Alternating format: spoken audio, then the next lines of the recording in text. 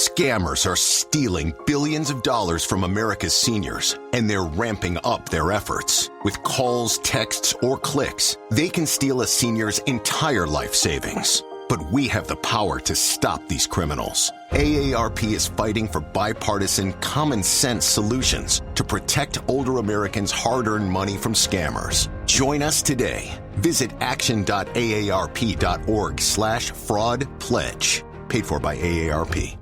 Welcome to the program. No Victocrats allowed because we've got a country to save. So let's get her teed up! You want to play rock? Say hello to my little friend. What the hell's going on out here? Ooh, that's a bingo. 888-971-7243, 888-971-SAGE. I am Larry Elder. We are Salem News Channel. Now, many of the people at the White House Correspondents' Dinner, these journalists, are responsible for the very hateful anti-Trump rhetoric that motivates people like this would-be assassin. First Lady Melania Trump called for the firing of Jimmy Kimmel after Kimmel made a joke before the assassination attempt about her being a widow. The would-be assassin was extremely well-educated, but hated Trump and Elon Musk. The media tiptoes around the race of the would-be assassin. The would-be assassin wrote a manifesto explaining his motive and his worldview. One of the most vicious of Trump's critics, Representative Jamie Raskin, denies using incendiary rhetoric against President Trump. Are you serious? Former President Obama about the would-be assassin said, and I'm quoting him, "We don't have the details about his motive," end of quote. All of this and more, 888-971-SAGE, 888-971-7243. Dissent, of course, is welcome. What to say about what happened on Saturday, other than the hateful anti-Trump rhetoric has a real-world consequence. And don't tell me it's coming from both sides, because it's not. I intensely disliked the Biden presidency. I intensely disliked the Obama presidency. But I never, ever suspected that people on our side would call for their assassination. There was a study done after the first assassination attempt in Butler. A large percentage of Democrats wished the would-be assassin was not a would-be assassin, but was an actual assassin. This is just sick. When you have the rhetoric, the hateful rhetoric coming from the top, I'm talking about people like former President Joe Biden, referring to people who believe in Donald Trump's agenda as believers in, quote, semi-fascism, you got a problem. When you have the Democratic candidate for president, Kamala Harris, being asked by Anderson Cooper, do you believe that Donald Trump is a fascist? And she said yes. And later on, she was asked if President Biden believes it, and she said yes, he does. Fascist? Do you know what a fascist is?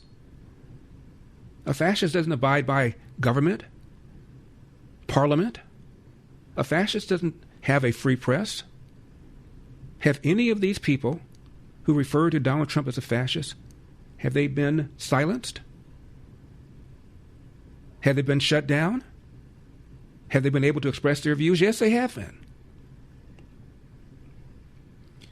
And now we find out that the Southern Poverty Law Center, the group that's been set up to fight extremism, literally paid somebody at that Charlottesville riot where that woman was killed. Paid somebody to be there, an activist. And remember when Joe Biden decided to run for president in 2024? I'm sorry, in 2020? He pointed to Charlottesville as the reason he ran. His first campaign ad, I wasn't going to run. I was just done with running. But then came Charlottesville. And the president uttered the words that shocked the world. There were very fine people on both sides. On both sides. They still say it. President Trump specifically was talking about whether a Confederate monument should be in public square, that there were very fine people on both sides of that argument. My parents, by the way, were on both sides of that argument. Yet that's been quoted over and over again, and Joe Biden gave that as the very reason why he ran for president the third time he ran. It's disgusting. And this business about Trump having mocked a disabled reporter, we talked about this for years. He did not. He was mocking what he thought was that reporter's retreat from a story. Yet a poll found out, months before his election in 2016, that the number one reason that people gave for not liking Donald Trump is that he, quote, mocked a disabled reporter, close quote, when he did no such thing. And can you please tell me, people on the left, I know you listen to the show, it's a guilty pleasure for you, call 888-971-7243. Tell me what it is that Trump has done that's caused him to be called a fascist. I'll give you some examples of government overreach if you want to play that game. Barack Obama said he did not have the power to give legal status to illegal aliens, and then did it. Nancy Pelosi said Joe Biden did not have the power to forgive student debt, and then he did it. When it was challenged by a lot of people and overturned by the Supreme Court, Biden introduced another plan to forgive student debt, and in a speech bragged about how he was going around the Supreme Court to do it. Regarding the quote-unquote illegal war in Iran, President Obama joined the French and the British in bombing Libya, even after Gaddafi had given up his WMD. Didn't go to Congress. Didn't get approval. Did anybody refer to him as a tyrant, a dictator, a fascist?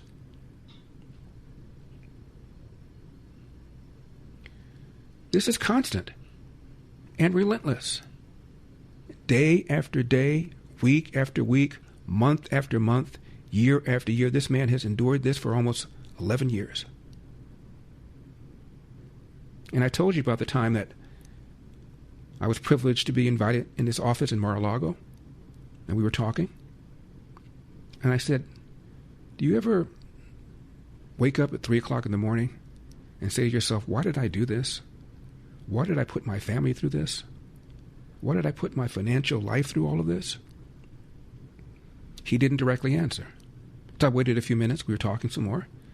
And I re-asked the question. And he didn't give a direct answer. And then we stood up to take pictures. And I leaned over to him and I said, you know, you never directly answered my question, right? He goes, yeah, I know I didn't. He smiled and laughed. Which, in my opinion, was his way of saying, of course, from time to time I ask myself why I did this. I'm just not going to say it. What, because he's rude? Because he's impolite? Because he referred to the media as fake news? It is, quite often. Because he is an election denier? Democrats have denied every Republican presidential victory since 2000. To this day, Al Gore will tell you the Supreme Court put George W. Bush in the White House. And when he was elected that following January, a dozen House members, all black, by the way, challenged the certification of Florida, claiming somehow the Supreme Court unlawfully stopped the count. 4 years later, when George W. Bush was reelected, 30 House members, including a senator, Barbara Boxer, challenged the certification of Ohio, without which he would not have become president, would not have been reelected, claiming that the Diebold voting machines had been altered to elect Trump because the CEO of Diebold was a Republican or something to that effect. 30 House members, plus Senator Barbara Boxer. And then when President Trump got elected in 2016, that following January, Democrats objected to more states than did Trump object to 4 years later. Did anybody call them election deniers? Hillary would tell anybody who would listen that the election was stolen, her word, not mine, and that President Trump was illegitimate, her word, not mine. Did anybody refer to her as an election denier? Former President Jimmy Carter said that the Russians put Donald Trump there. Former DNC chair Terry McAuliffe referred to President Trump as illegitimate.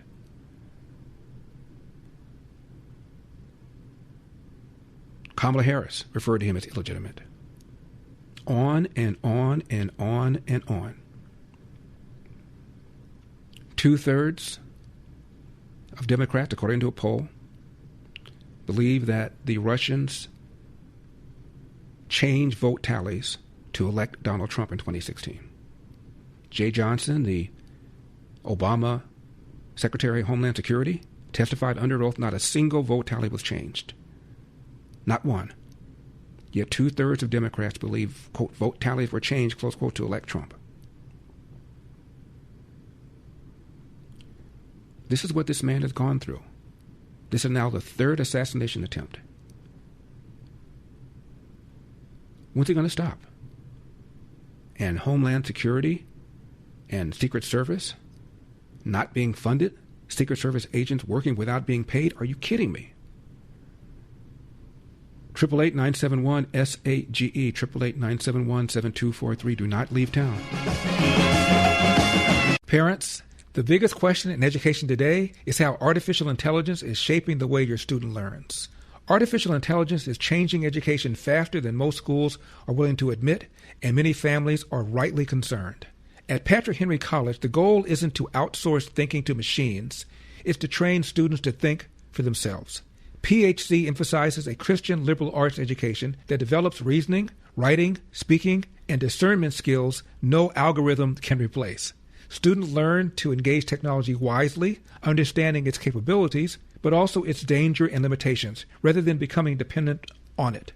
In a world increasingly shaped by AI, Patrick Henry College prepares students to lead with wisdom, conviction, and moral clarity. If you want a college that prepares your child to lead in an AI-driven world without losing his or her faith and values, I encourage you to learn more about Patrick Henry College. Visit phc.edu/elder. That's phc.edu/elder. Happy, happy birthday, baby. Although you're with somebody new, though I drop, I like to say that I wish this happy day will find me beside you. Happy, happy birthday, baby. 888-971-SAGE, 888-971-7243. I am Larry Elder. We are Salem News Channel. Maestro, thank you very much for that. I appreciate it. That's the great Sean McConnell, affectionately known as the Maestro.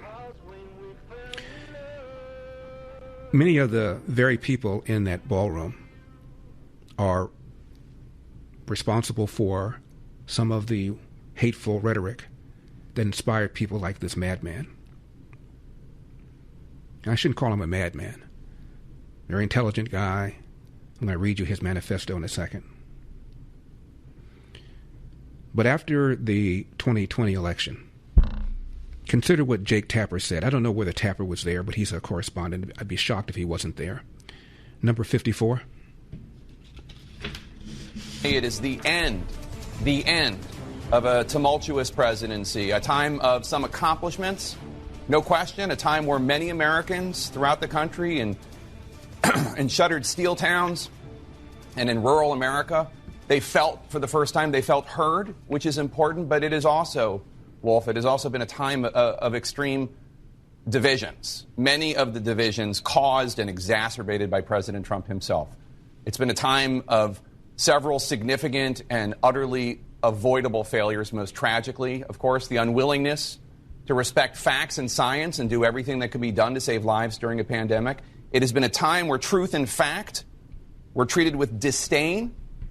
It is a time of cruelty where official inhumanity, such as child separation, became the official shameful policy of the United States. But now the Trump presidency is coming to an end. To an end. With so many squandered opportunities and ruined potential, but also an era of just plain meanness. It must be said, to paraphrase President Ford, for tens of millions of our fellow Americans, their long national nightmare is over. Dana? And let's talk about Joe Biden. Yes. Disgusting. Disgusting.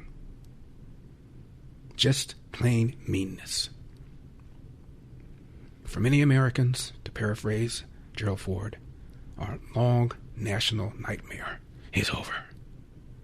Surprise. 4 years later, the man got reelected. After this third assassination attempt, one of Trump's most vicious critics denied using heated rhetoric. Jamie Raskin, number 47. And you have, and as many of your fellow Democrats, have used some heated rhetoric against the president. And do you think twice about that when something like this happens? What rhetoric do you have in mind? Just talking about some of the fact that he, is terrible for this country and so on and so forth. I understand that that's your democratic right, but overall, do you I have no a responsibility? Personal problem with Donald Trump at all. I mean, I talk about the policies of this administration, the authoritarianism like we saw on display in Minneapolis. I have no personal problem with the president. What heated rhetoric? What are you saying? Let's play that again. And you have, and as many of your fellow Democrats, have used some heated rhetoric against the president. And do you think twice about that when something like this happens? What rhetoric do you have in mind? Okay. What rhetoric do you have in mind? All right, how about this? Quote, we now have a president who believes he's a king, says Jamie Raskin. What rhetoric do you mean? Trump gave a speech, and the man that says, I've never used hateful rhetoric, called it a, quote, typical rambling, hate-filled diatribe, close quote. During the impeachment trial, where Trump was accused of inciting a riot, January 6th, insurrection, quote, Donald Trump summoned the mob and sent them to the Capitol, end of quote.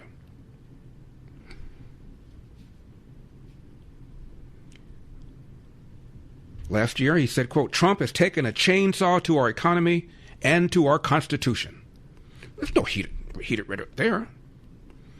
He said Trump was turning our country into a regime similar to that of Vladimir Putin, calling it a, quote, illiberal democracy, close quote, undermining the rule of law.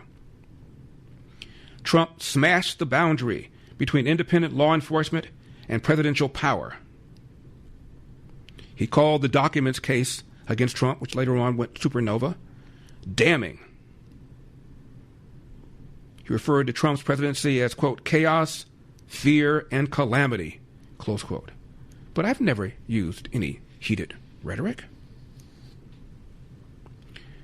And then there's the quote-unquote joke Jimmy Kimmel made. This is before the third assassination attempt. But here's what he said. Number 53. Oh, look at who we have here, Stephen Miller. Stephen Miller is so racist. The reason he went bald is because his hair was black. Stephen Miller puts the cyst in white supremacist. He's like if baby Hitler traveled in time to kill us.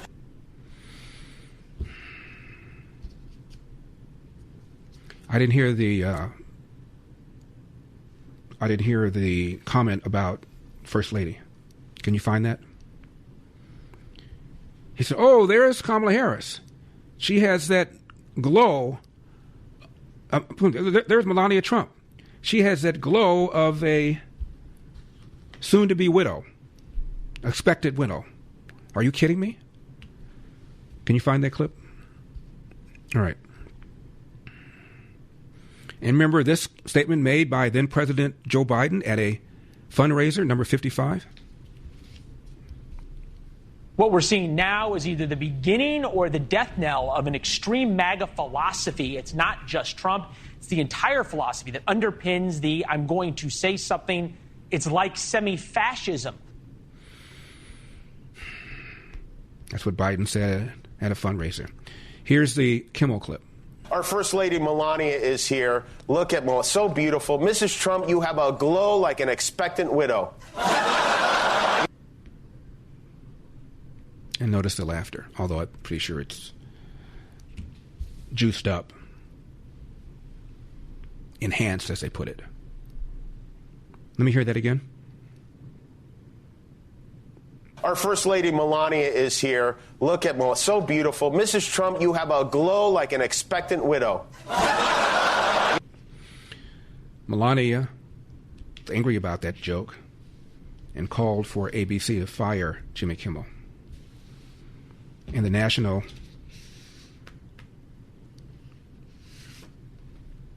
radio broadcasters conservative group has filed an FCC complaint over the Jimmy Kimmel Live monologue. The general counsel of the NRB said, while the FCC is bound by the First Amendment and the Constitution and federal law, Supreme Court precedent makes clear that speech which incites violence is not protected. Speech loses its protection when it encourages lawless action, is intended to produce such action, and is likely to result in imminent harm, end of quote. That's just one of the many incendiary, hateful things this man has said over the years. 888-971-SAGE. Happy, happy birthday, baby.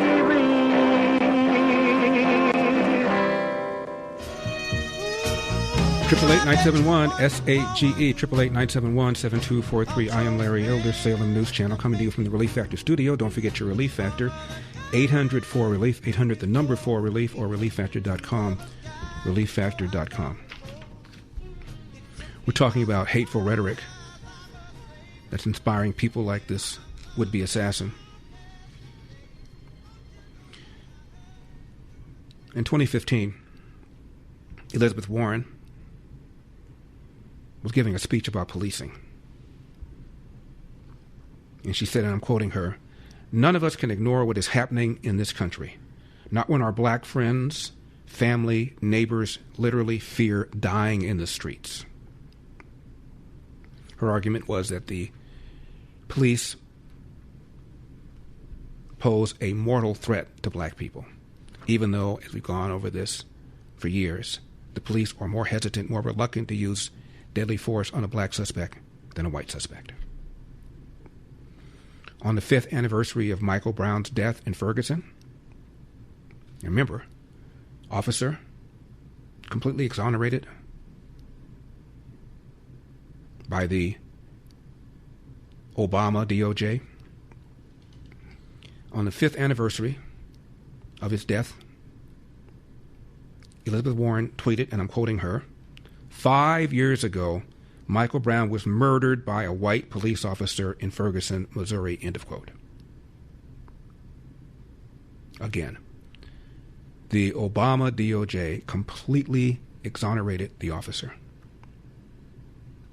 On that same day, 5th anniversary of Michael Brown's death, then Senator Kamala Harris,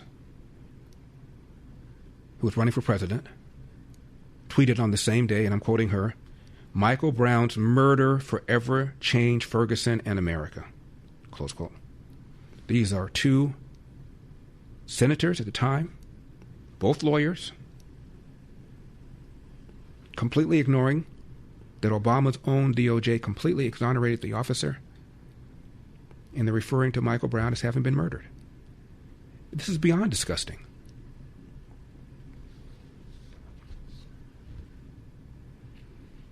In 2020, there was the shooting of another man named Jacob Blake. Resisted arrest. He's reaching into his car where a knife was later on found. Officers were responding to a 911 call from a woman he was accused of sexually assaulting. Then candidate Biden said the whole thing, quote, "makes me sick," close quote, referring to the action of the officer.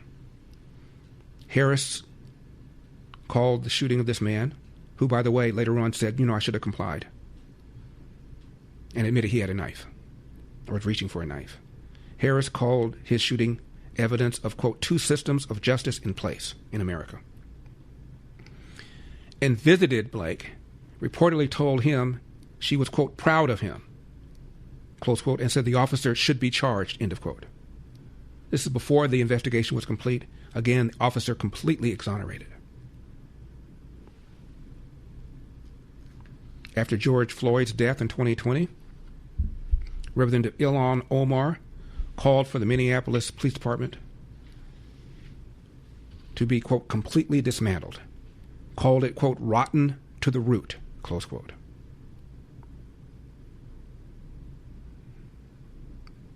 Representative Ted Lieu of California testified before the House Judiciary Committee, quote, it takes a village to allow for the persistent, systematic murder of black Americans by our government, end of quote. Are you sick? Regarding George Floyd, we've talked about this for years. The lead prosecutor was black, and he said the police in general are not on trial. The Minneapolis police in general is not on trial. This individual is on trial for what he did or for what he didn't do regarding George Floyd. Yet Ilhan Omar called the Minneapolis PD, quote, rotten to the root, close quote. Remember Cori Bush, woman from St. Louis, called for the police to be abolished, referred to the Michael Brown shooting as, quote, state-sanctioned murder. Demanded an end to, quote, the militarized police occupation of our communities, close quote.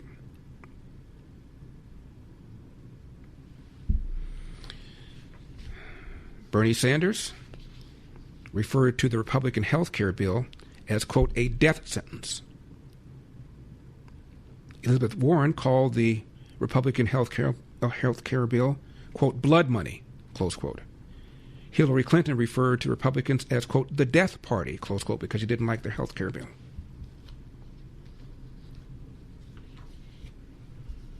You remember this, number 52?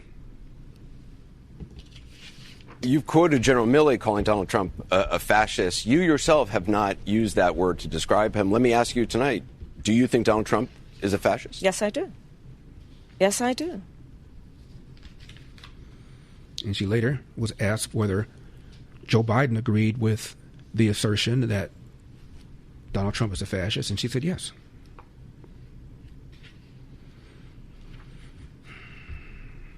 Regarding ICE, AOC said, quote, the United States is running concentration camps on our southern border.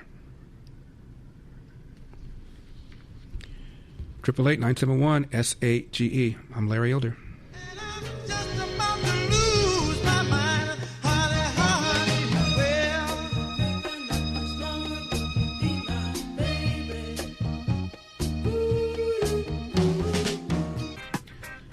Triple 8-971-SAGE, 888-971-7243. I am Larry Elder. We are Salem News Channel. Here's what the President said after the would-be assassination attempt. Number 17. Well, thank you very much. That was very unexpected, but incredibly acted upon by Secret Service and law enforcement. And this was an event dedicated to freedom of speech that was supposed to bring together members of both parties with members of the press. And in a certain way it did, because the fact that they just unified, I saw a room that was just totally unified. It was in one way very beautiful, a very beautiful thing to see. A man charged a security checkpoint armed with multiple weapons, and he was taken down by some very brave members of Secret Service, and they acted very quickly and have just released, for purposes of transparency, clarity, I've ordered it to be put out. You probably have it by now, put out on Truth and put out on many of the platforms. A tape showing the violence of this thug that attacked our Constitution, and also showing how quickly Secret Service and law enforcement acted on our country's behalf. Really did a great job. One officer was shot, but saved by the fact that he was wearing obviously a very good bulletproof vest. He was shot from very close distance with a very powerful gun, and the vest did the job. I just spoke to the officer, and he's doing great. He's in great shape. He is has very high spirits, and we told him We love him and respect him, and he's a very proud guy. He's very proud of what he does, Secret Service agent. And we looked at all of the conditions that took place tonight, and I will say, you know, it's not a particularly secure building, and I didn't want to say this, but this is why we have to have all of the attributes of what we're planning at the White House. It's actually a larger room, and it's much more secure. It's drone-proof, it's bulletproof glass. We need the ballroom. That's why Secret Service, that's why the military are demanding it. They've wanted the ballroom for 150 years for lots of different reasons, but today's a little bit different because today we need levels of security that probably nobody's ever seen before. But everyone owes a tremendous debt of gratitude to the courage of law enforcement, the law enforcement, and working with the D.C. police. And we just spoke with the mayor. And when we're finished, the police chief is going to take over and discuss it also from their viewpoint. But they also performed exactly as they were supposed to. And you see the attacker in different positions, but you also see the attacker totally subdued and under control. So as you know, this is not the first time in the past couple of years that our republic has been attacked by a would-be assassin who sought to kill. In Butler, Pennsylvania, less than 2 years ago, you all know that story. And in Palm Beach, Florida, a few months after that, we came close. We really had, again, we had some great work done by law enforcement. But in light of this evening's events, I ask that all Americans recommit with their hearts in resolving our difference peacefully. We have to resolve our differences. I will say, you had Republicans, Democrats, independents, conservatives, liberals, and progressives. Those words are interchangeable, perhaps, but maybe they're not. But yet everybody in that room, big crowd, record-setting crowd. There was a record-setting group of people, and there was a tremendous amount of love and coming together. I watched, and I was very, very impressed by that. But we were, First Lady and I were taken very well care of, very quickly rushed off the stage. Vice President J.D. Vance, who's here, was likewise beautifully done. He was just saying how quickly everybody acted, law enforcement, Secret Service in particular in this case, but law enforcement. Marco had the same thing. Pete was there. Pete didn't want any help. He didn't want anybody to help him. He doesn't want anybody to help him, but he did get some, didn't you? And I think you also said that it was very impressive. So with that, I'd like to ask Todd Blanche to come up, say a few words, and tell you it's already underway. The man has been captured. They're going to his apartment. I guess he lives in California, and he's a sick person, a very sick person, and we don't want things like this to happen. I think it's very important that I say, though, and I told the representatives of the evening, they did such a beautiful job. It was such a beautiful evening. And again, they're talking about free speech in our Constitution. That's what it's all about, not just White House correspondence. It was really based on free speech in our Constitution. But I said very importantly that we'll do it again within the next 30 days, and we'll make it bigger and better and even nicer. So I just want to thank everybody that was involved. I also want to thank the press, the media. You've been very responsible in your coverage. I will say I've been seeing what's been out. You've been very responsible. So, Todd Blanche, I'd like to say a few words, and then we're going to have cash. And then you're going to go on. We can ask, I guess we can take a couple of questions. I want to thank the First Lady that was a rather traumatic experience for her. There was a lot of action taking place up there very quickly. But again, the response time was really incredible. And we're going to reschedule. We're going to do it again.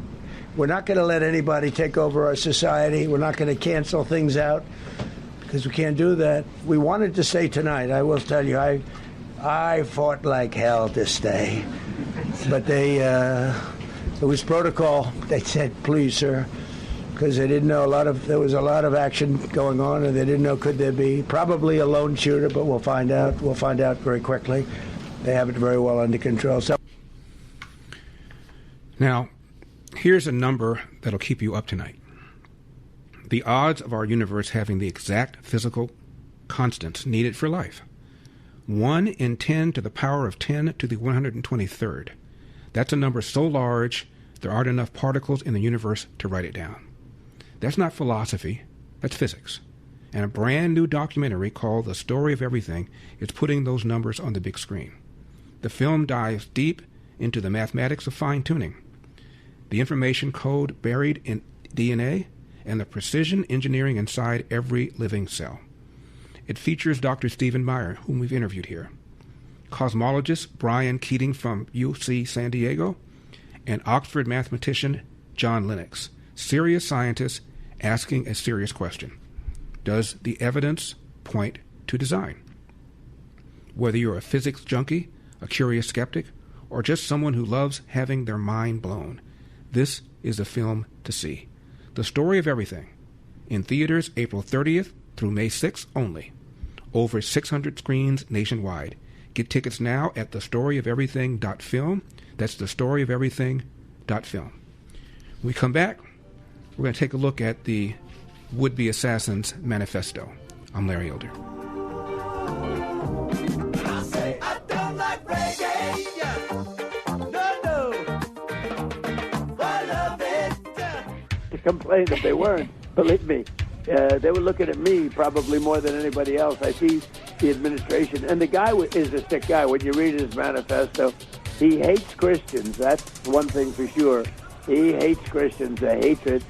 And I think his sister or his brother actually was complaining about it. You know, they were even complaining to law enforcement.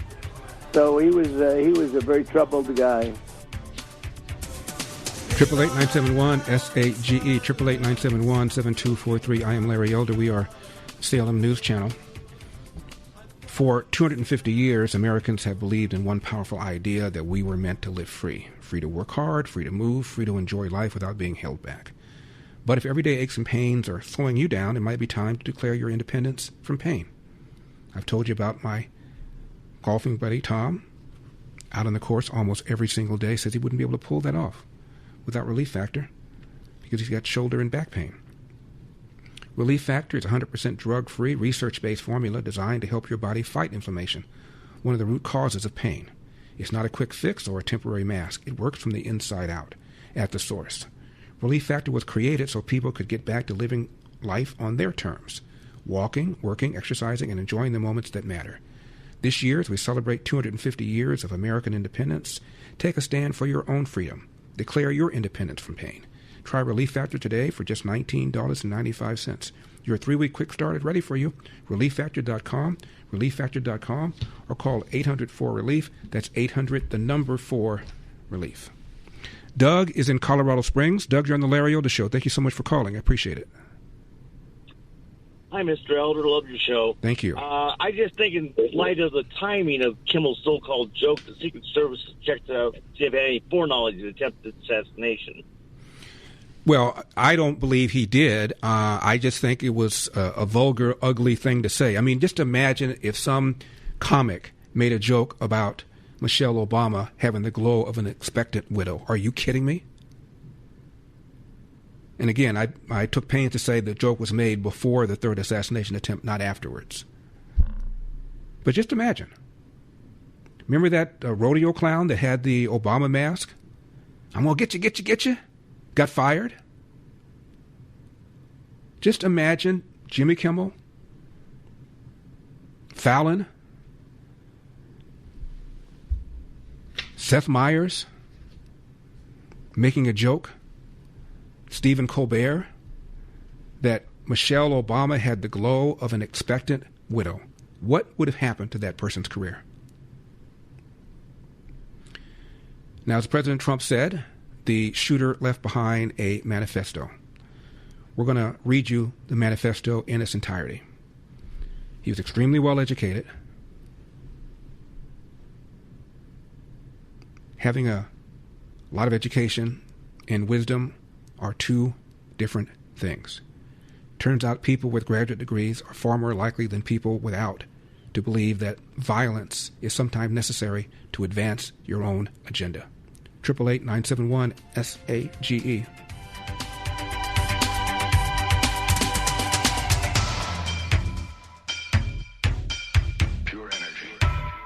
So let's get her teed up! You want to play what? Say hello to my little friend! What the hell's going on out here? Ooh, that's a bingo! 888-971-SAGE, 888-971-7243. Larry Elder here, Salem News Channel. We're talking about the would-be assassin. His name is Cole Allen, C-O-L-E, Allen. By the way, I saw a picture of him, and I said to Nina, I bet you one of his parents is black. She said, why do you say that? I said, look at his hair, it's curly. Look at his complexion. I said, I bet you anything one of his parents is black. And you know he's not white, because if he were white, the media would say it right away. They love the narrative that the white man is the villain. What did Biden say at that historically black college? The number one threat to the homeland is white supremacy. Shooter's white, they say so right away. And it turns out, according to him anyway, he's half black, half white. At least that's what he wrote in his manifesto. Even now, I've seen a lot of accounts, CNN, MSNBC, even Fox, about this man. They say where he went to school, from California,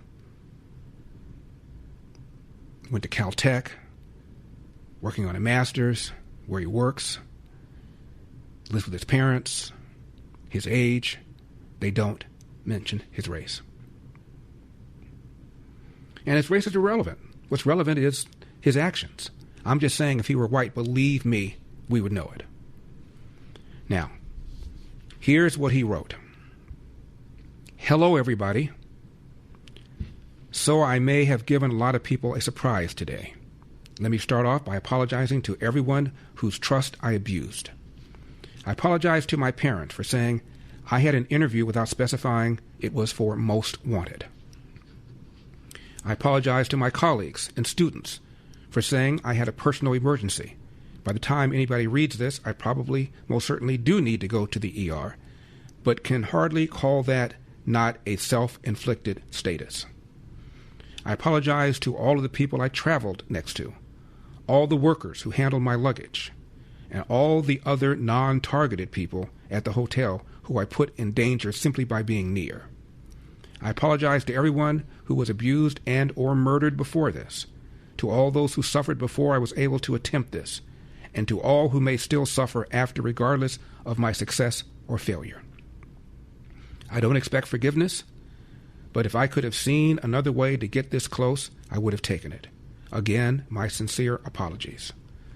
On why I did this, I'm a citizen of the United States of America.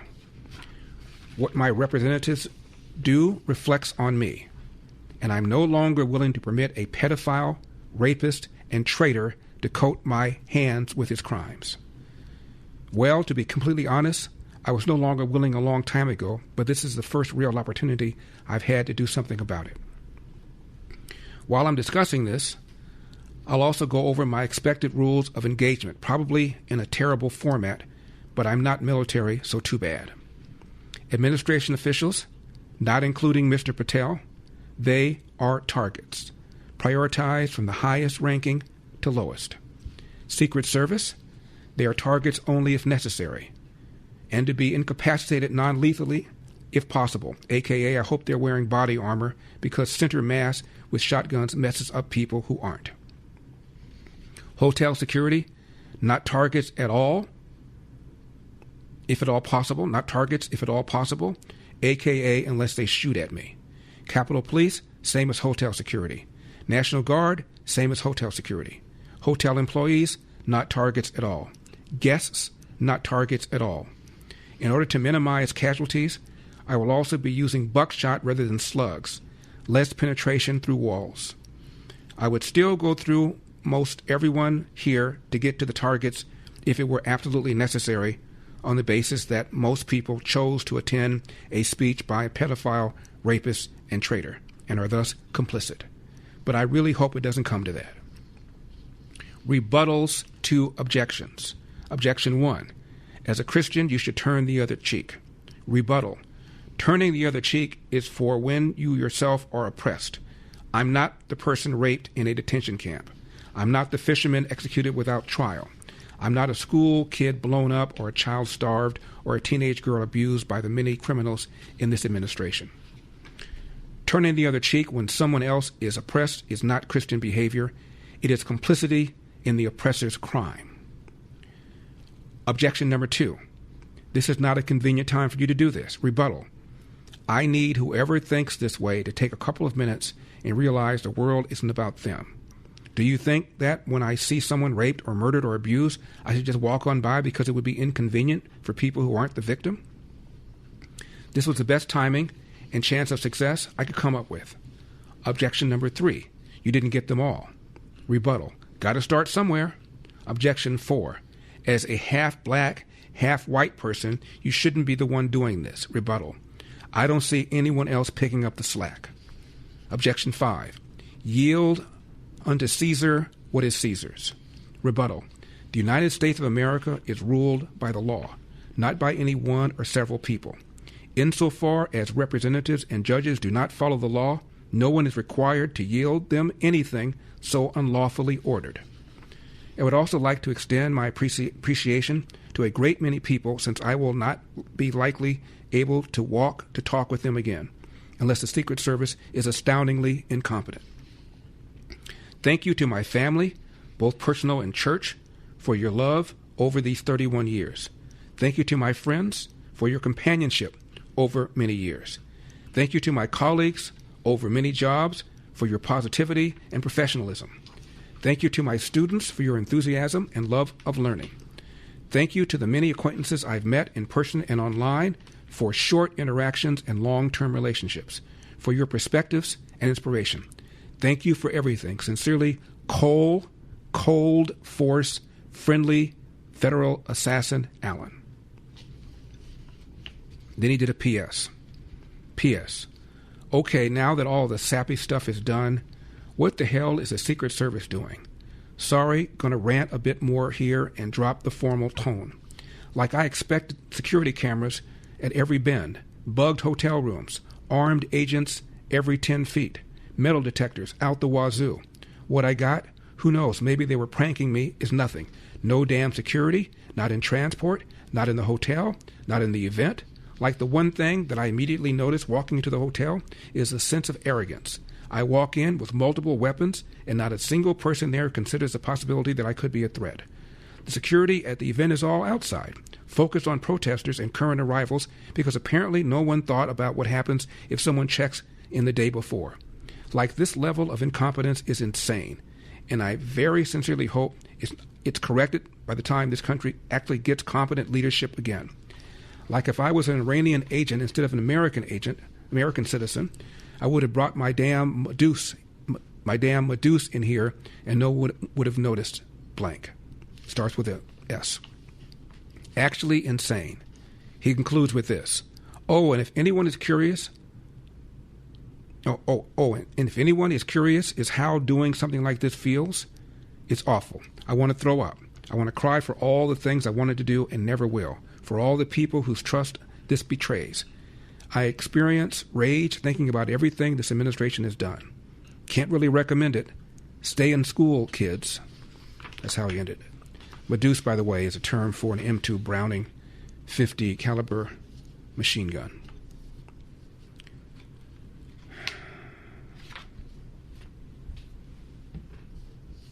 The manifesto that he left made it clear who he was targeting. This is one of the reasons President Trump says we need to have a safe ballroom that can accommodate a large crowd like this.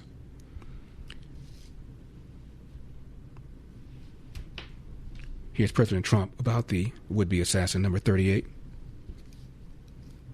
Did security tell you about what may have been his motives? The reason you have people like that is you have people doing no kings. I'm not a king. What I am, if I was a king, I wouldn't be dealing with you. And about the safe ballroom, he said this, number 39.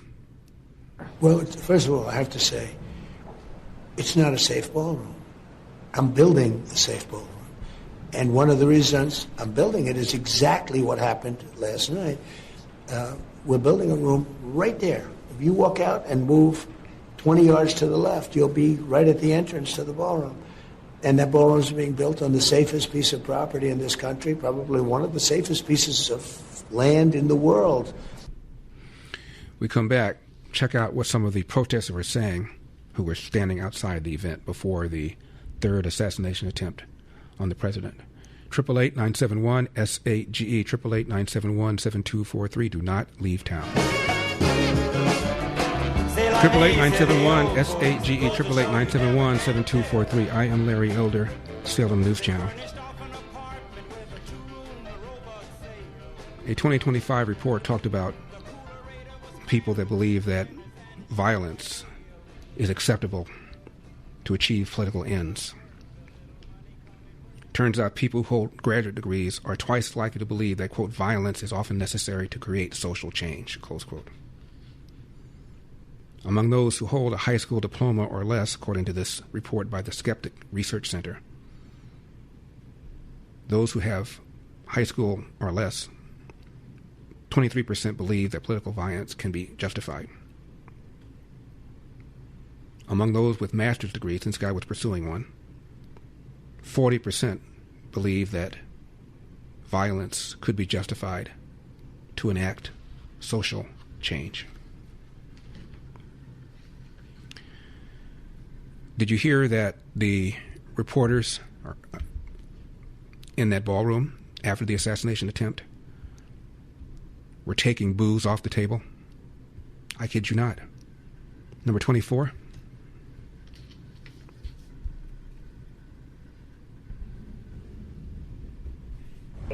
It's tragically, we've covered shootings, we've covered all sorts of scary and terrible events, but it's not often where you have a loved one next to you in that moment, and you're all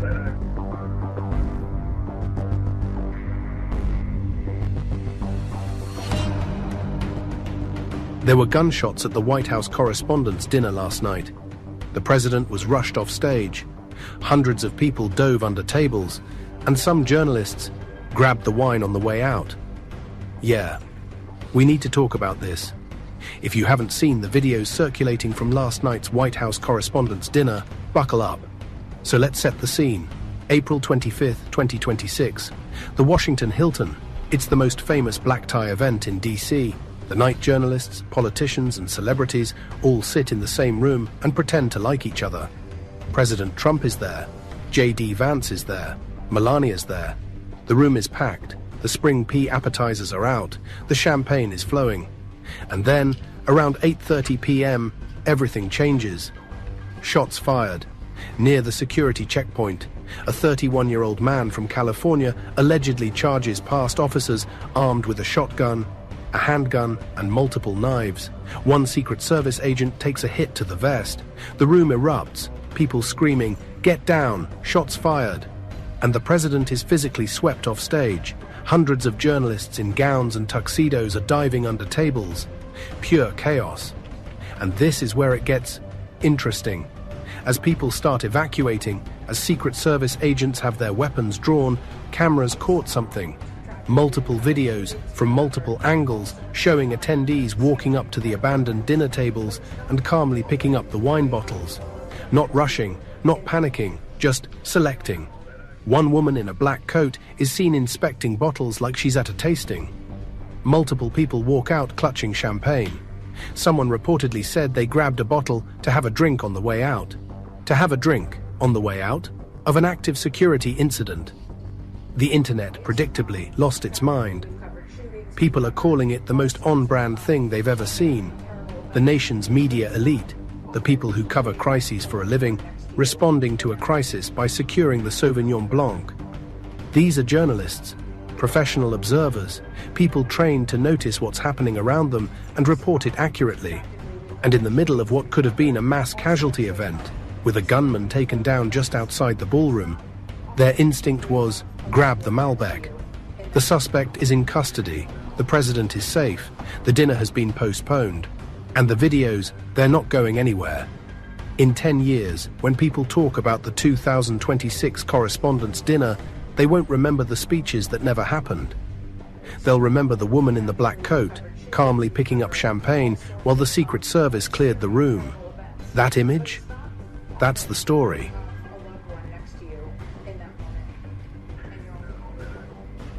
Wow.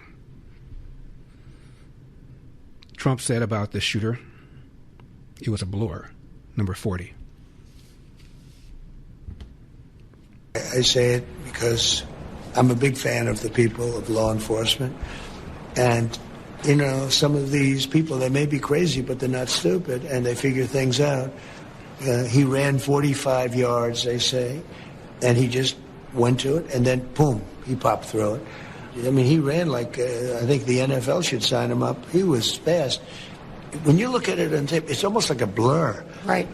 But it was amazing because as soon as they saw that, you could see them draw their guns. They were so professional, aim their guns, and then they took them down immediately. He talked about hate speech. This is on an interview with CBS, number 41. You go back 20 years, 40 years, 100 years, 200 years, 500 years. It's always been there. People are assassinated. People are injured. People are hurt. And I'm not sure that there's any more now than there was. I do think that the hate speech of the Democrats, much more so, is very dangerous. I really think it's very dangerous for the country.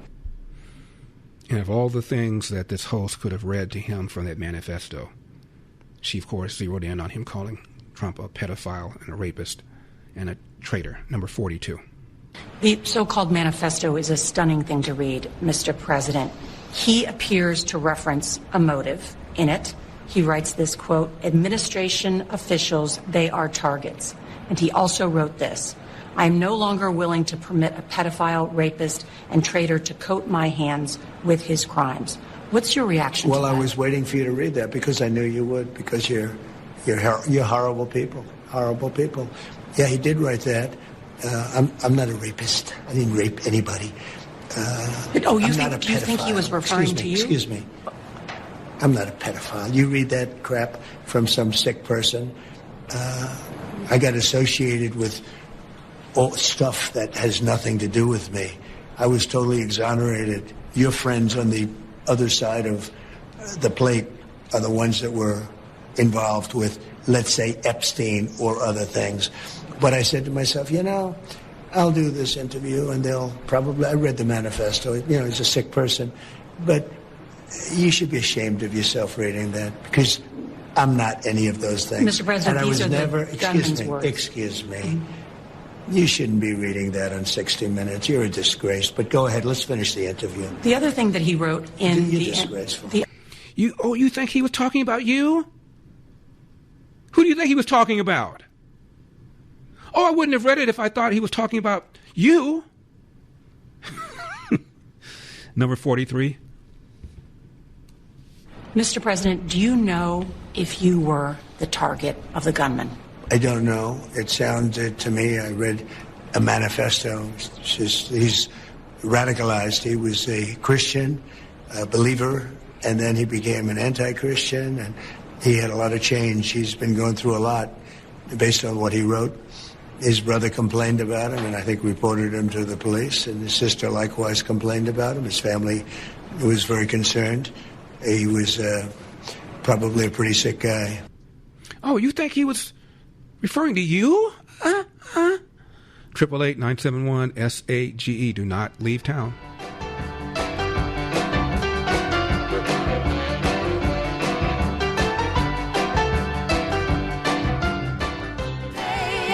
Triple 888-971-SAGE. 888-971-7243. I am Larry Elder. We are Salem News Channel.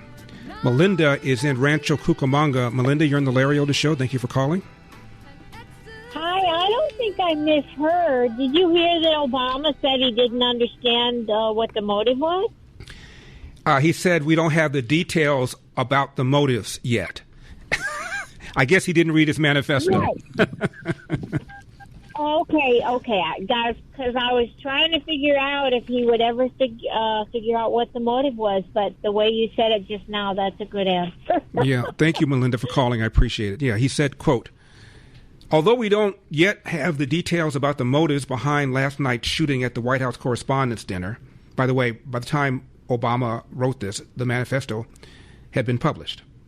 Although we don't yet have the details about the motives behind last night's shooting at the White House Correspondents' Dinner, it's incumbent upon all of us to reject the idea that violence has any place in our democracy. End of quote. We don't really know.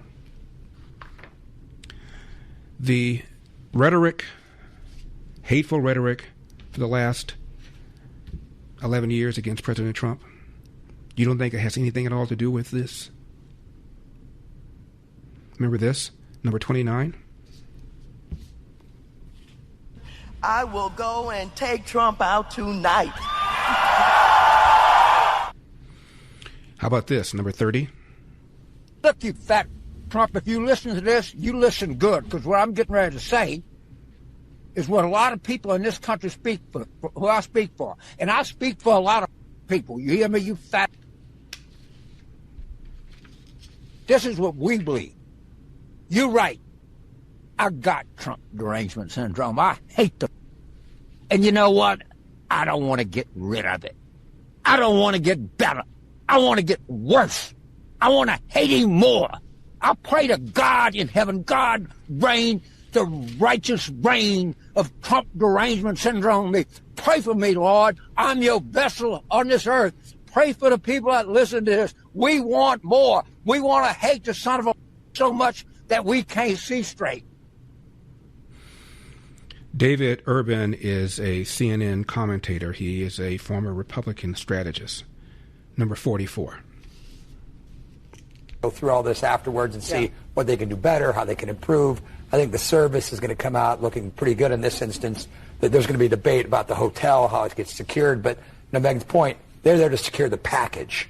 Right? The package is the president, the vice president, and a few people, right? And the first lady, right? And so they're not there to secure the entire hotel.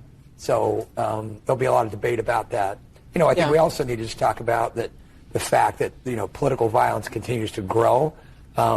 We've had now, this is the third attempt, presumably, on this president's life. And, you know, what about that? When I was leaving the hotel, there were actually protesters with cardboard signs basically saying, kill Trump.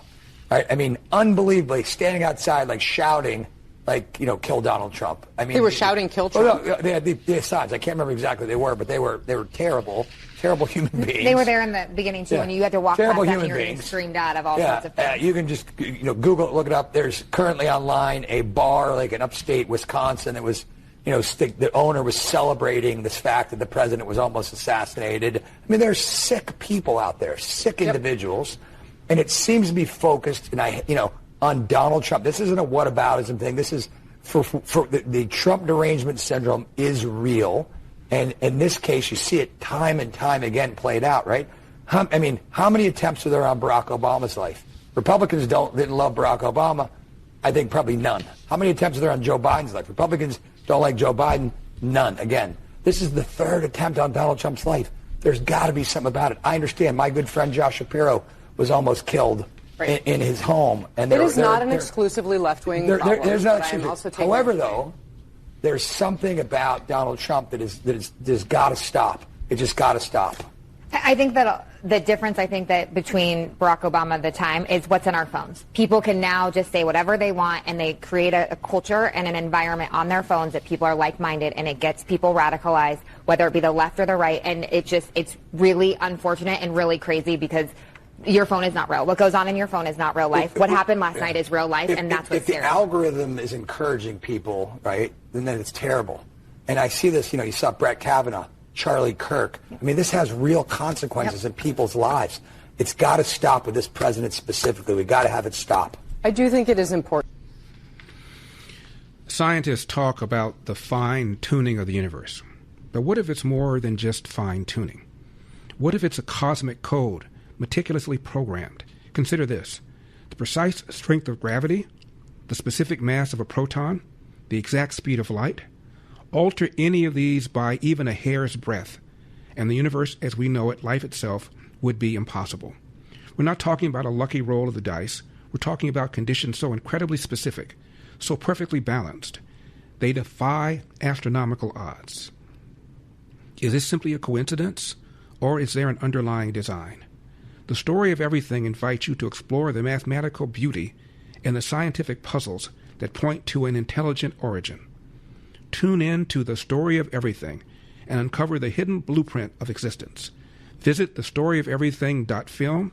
That's thestoryoferything.film. In theaters for just 1 week starting April 30th, go to thestoryoferything.film and get tickets, thestoryoferything.film. Hassan Piker was given a platform by the New York Times. We're going to play for you what he said about landlords. All of this and more, 888-971-SAGE.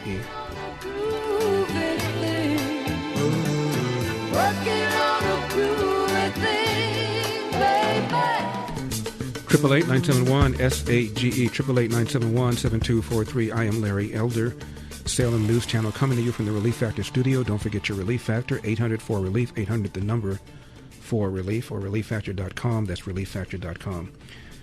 The would-be assassin had an account on a left-wing social media site called Blue Sky. His account has now been deleted. But here are some of the things he either said or reposted. He reposted, quote, "The President of the United States is personally looting the Treasury to the tune of literally billions of dollars, and that he is not being immediately removed from office and tried for high crimes against this country is a devastating indictment of every part of our political system," end of quote. He also shared posts calling to, quote, "abolish ICE," close quote, and compared an ICE detention center to a, quote, "concentration camp."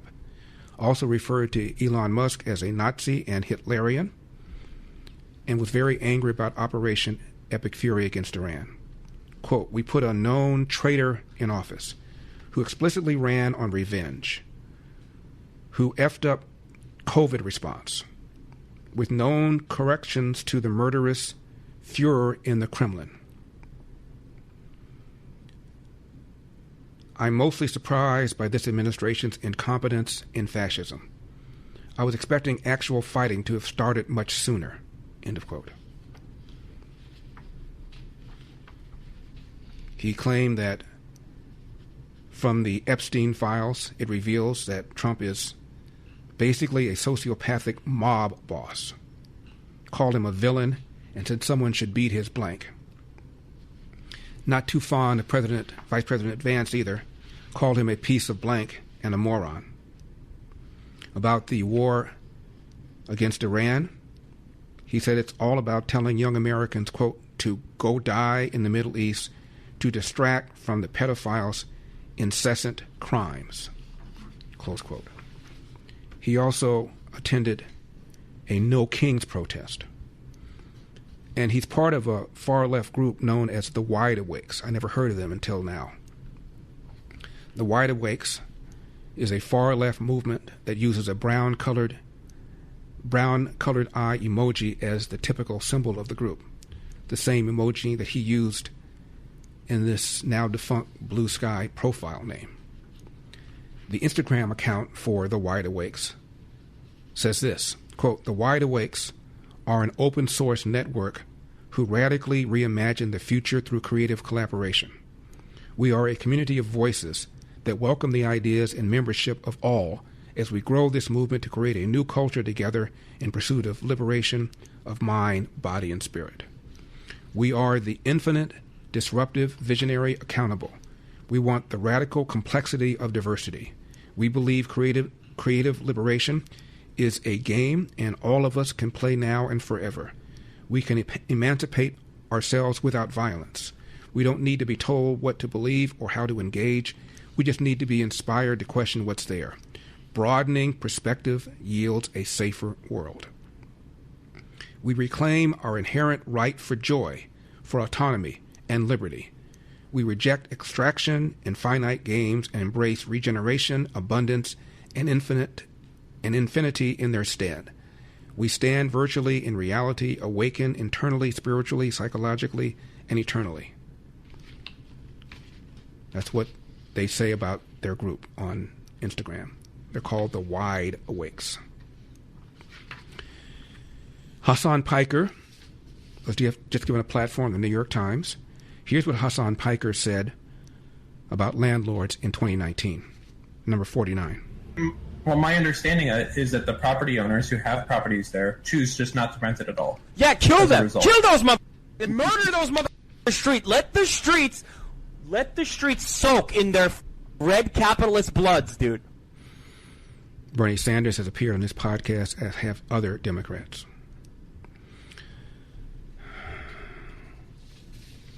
What do you say? President Trump, number 37. Many things didn't happen. Yeah, no, I hear it. I don't know. I think they're more sick than they are con people, but there's a lot of con in it, too. I haven't heard that last night didn't happen. Usually it takes a little bit longer. Yeah. Usually they wait about 2 or 3 months to start saying that. And about his firearms, here's what the acting AG said, number 45. So we, law enforcement, FBI, Secret Service, police departments in Los Angeles and in D.C. worked through the night executing search warrants on a couple of different locations and also on devices to try to continue to investigate. It's been about 12 hours or so since the incident happened. And what we believe happened, at least as of now, is that the suspect traveled by train from Los Angeles to Chicago and then Chicago to Washington, D.C., where he checked into the hotel where the Correspondents Dinner was at in the last day or two. We believe that the 2 firearms he had on him he had purchased within the past couple of years. Anna Navarro, one of the co-hosts of The View, said, well, some people are concluding that the shooting was staged because Trump is a pathological liar. Number 36.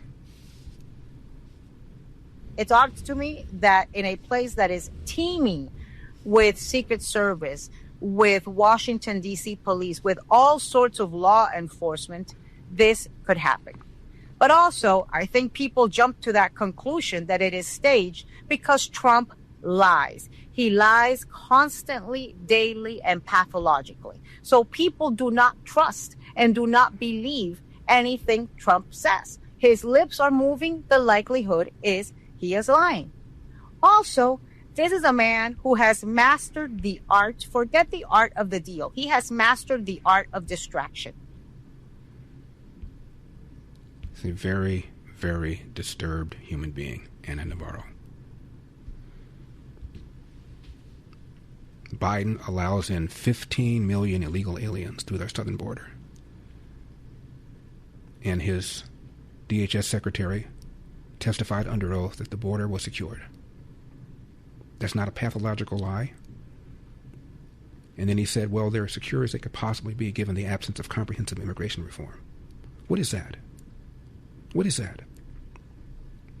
What is starting your candidacy, as Biden did in 2020, by saying President Trump said there were good Nazis and bad Nazis on both sides regarding Charlottesville. And that's when I decided that I had to run. So the whole basis for your campaign is a big, fat lie. But Trump is pathological. Our founders believed freedom wasn't just a word, it was a way of life. The freedom to move forward, the freedom to pursue what matters most, the freedom to live fully. But pain has a way of taking those freedoms away. That's why Relief Factor exists. My scratch buddy, golfer, Tom, golfs almost every day, says he wouldn't be able to pull it off without Relief Factor because of shoulder and back pain. You see, Relief Factor is a 100% drug-free, research-based supplement designed to help support a healthy inflammatory response, addressing pain at its source, not just covering it up. Over 1 million Americans have found relief and reclaimed parts of life they thought were behind them. This year, as we celebrate 250 years of freedom, ask yourself a simple question. Are you living with the freedom you deserve? Relief Factor gives you the opportunity to live pain-free and get back to the life you love. ReliefFactor.com, ReliefFactor.com, or call 800-4-RELIEF, 800-4-RELIEF. Have you been blind? Up and down the same old street. 888-971-SAGE, 888-971-7243. I am Larry Elder. We are Salem News Channel covering the attempted assassination of the president. The acting AG and the U.S. Attorney for D.C. held press conferences today. We're going to have that for you coming up. Antoinette in Sunset Beach. Antoinette, always nice to hear from you. Thank you, my love. I mean, under other circumstances, I'm going to reclaim my birthday time for you. Okay. Happy birthday, my love, for today. Thank you. Saturday, I wanted to watch the White House Correspondents' Dinner because I know President Trump is a crack-up. He's got a great sense of humor, and you know that. But there's so many of my friends, they can't handle it. These women, they're so wishy-washy. But watching it and then everything that transpired, I'll tell you, on Sunday, I was off. Mm-hmm. I was off. Not only I guess, in my brain, I don't know, I'm just so tired of the Democrats getting away with all the rhetoric, all the nonsense, all the crap that they tell all these other people, all these lies, and do this division, and yet they'll be stand there and they say things like as if they've done nothing wrong. It's crazy, Larry. And I'm working my best to get things done here in California and fight for our conservative values and believing in God and thinking, okay, I keep dusting myself up, getting back up off the ground and fighting for California. What the hell are we going to do, Larry? Not that I'm tired, but I'm just mentally somewhat exhausted. Well, Antoinette, thank you for calling. I appreciate it. I'm sure your sentiment is shared by at least half this country. Some time ago, I said, I predict that pretty soon, at some point, Donald Trump's going to get to 60% popularity. I mean, today, NASDAQ, S&P, record highs. The man secured the border in 30 days. Deporting about 500,000 of the worst illegal aliens. Was able to secure the release of the hostages and their remains out of Gaza. Was able to force our allies to pick up the tab for our support for Ukraine. Able to support our NATO allies, with the exception of Spain, into paying 5% of their GDP when they weren't even paying the 2% that they had promised to pay. Something that Barack Obama and George W. Bush complained about and did nothing about. Eliminating 3 nuclear sites in Iran, and then eliminating 2 levels of leadership, squeezing them economically, diminishing the threat of a nuclear bomb in possession of these fanatics, and he gets no credit. 888-971-SAGE. I get around.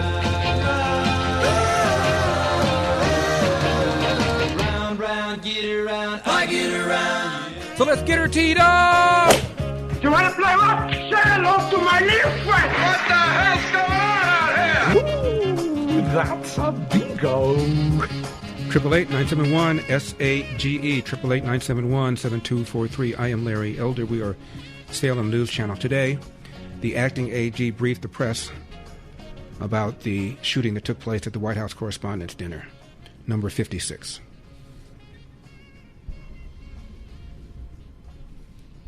That horrible act, was stopped because of the courage and professionalism of law enforcement. The officers who responded without hesitation and did their jobs as they were trained to do. Secret Service agents promptly tackled and detained the suspect, Cole Thomas Allen. The president and all the protectees and participants at the dinner were safe. One brave officer was injured and is receiving care and has been released from the hospital. I want to make this clear. This man was a floor above the ballroom with hundreds of federal agents between him and the President of the United States. The Department of Justice approaches incidents like this with urgency and clarity of purpose. Violence has no place in civic life. It cannot and will not be used to disrupt democratic institutions or intimidate those who serve them, and it certainly cannot continue to be used against the President of the United States. We are investigating this matter fully. We will apply the law fairly, and we will ensure that accountability is swift and certain. But we also should recognize what did not happen. Law enforcement did not fail. They did exactly what they are trained to do. This was not an accident. It was the result, as we know now, of preparation. But the men and women who protected us that night were trained, professional, and had an enduring commitment to the rule of law. Today, the Department of Justice filed 3 federal charges in United States District Court against Cole Thomas Allen. The first count is attempted assassination of the President of the United States. This count is punishable by up to life in prison. The second count is interstate transportation of a firearm to commit a felony. This is punishable by up to 10 years in prison. And the third count is discharge of a firearm during a crime of violence, which is punishable by a mandatory minimum term of imprisonment of 10 years, a maximum of life, and the 10 years is consecutive to any other sentence imposed. Just to go through very quickly the timeline, which many of you in this room already know, the defendant, Allen, made a hotel reservation at the Washington Hilton for April 24th through April 26th. On April 21st of this year, he traveled by train from Los Angeles to Chicago and then from Chicago to Washington, D.C. On April 24th, he arrived in Washington, D.C. at approximately 1 o'clock in the afternoon and checked into the Washington Hilton. Approximately at 8:40 on the night of April 25th, Allen approached a security checkpoint on the terrace level of the hotel, which is, again, a floor above where the dinner was taking place. He ran through the magnetometer holding a long gun. As he did so, U.S. Secret Service personnel assigned to the checkpoint heard a loud gunshot. One Secret Service officer was shot in the chest, but was wearing a ballistic vest that worked. This heroic officer who was hit fired 5 times at Allen, who was not shot but fell to the ground and was promptly arrested.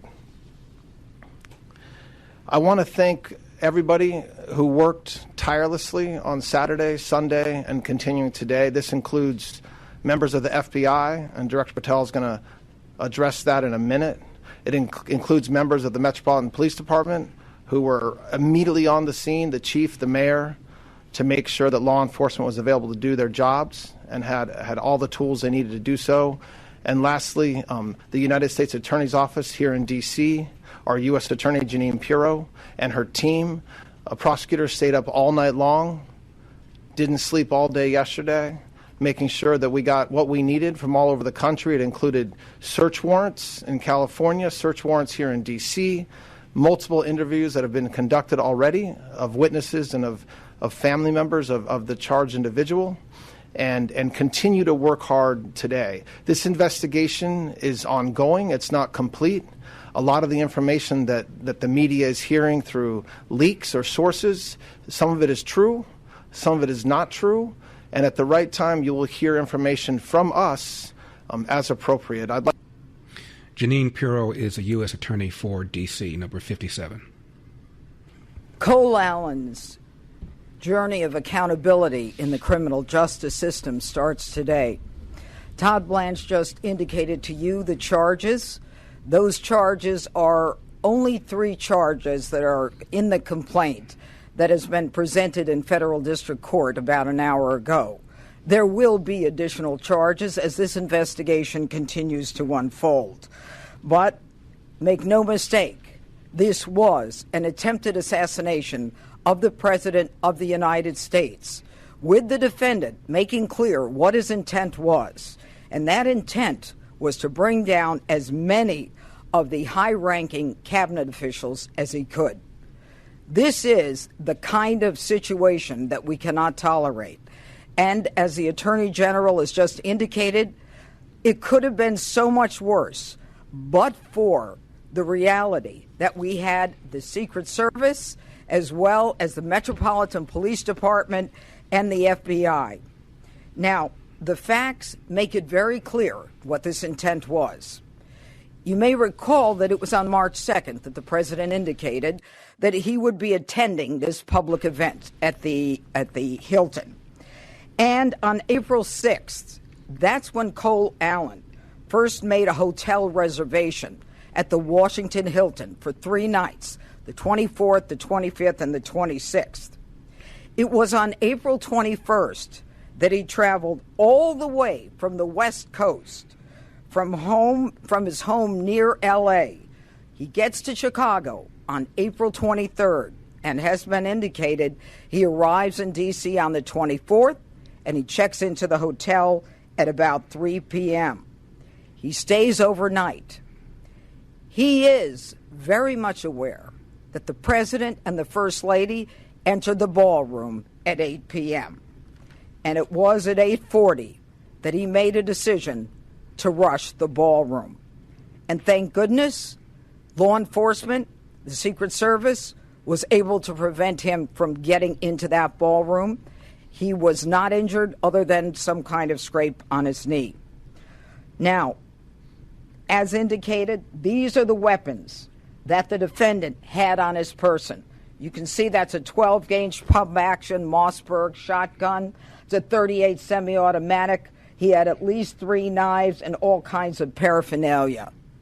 So any suggestion that he wasn't there to do harm is absurd. We will prove when he purchased these guns. They were purchased in California.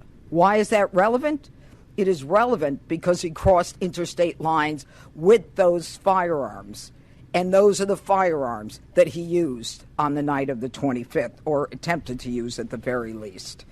Now, the manifesto also makes clear about his expected rules of engagement. You know, you can look at it and read it, and it may seem kind of la, but at the end, make no mistake, he says, I am targeting the administration officials. They are my targets, and I'm prioritizing from the top down, the highest ranking from the lowest. And I will not hesitate to get involved in any kind of encounter with anyone who blocks me from the president. Now, finally, let me say one thing. Within days of the president nominating me to be the United States Attorney for the District of Columbia, I was at the scene of a double homicide where one Elias Rodriguez crossed state lines from Chicago with a firearm to commit a felony in the district. He's now indicted for the murder of 2 individuals, Laron Lashinsky and Sarah Milgram, here in Washington.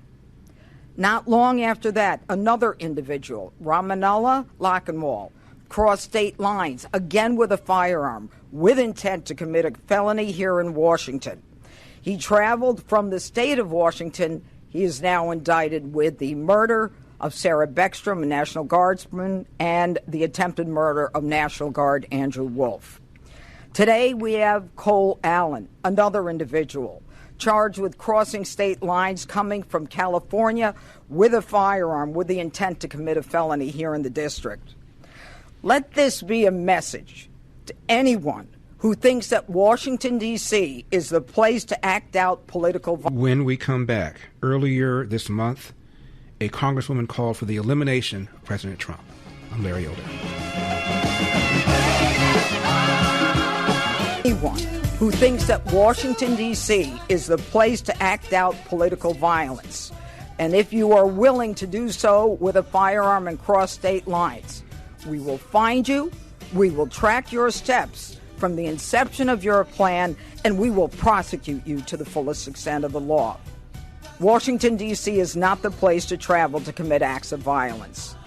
The Constitution and the laws of the United States permit us to register our views through our voices and our votes.